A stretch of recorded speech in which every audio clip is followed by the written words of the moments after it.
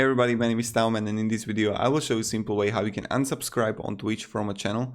So let's start. The first thing you want to do is go to right top corner to your username, and here you will see subscriptions. Click on it, and when you will have it, you're gonna see, okay, we got a Wobbly here, and here you're gonna select the edit subscription,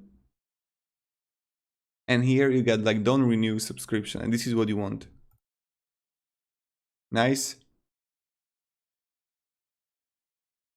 And don't renew subscription.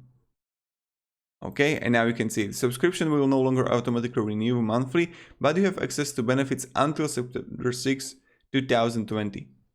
And this is how it works. So thank you very much everybody for watching. If you have any questions, guys, ask me down below in the comments. I'll be really happy to help you and provide you some feedback and guidance. You know how it works, you know how it goes. Have a great day everybody, and goodbye.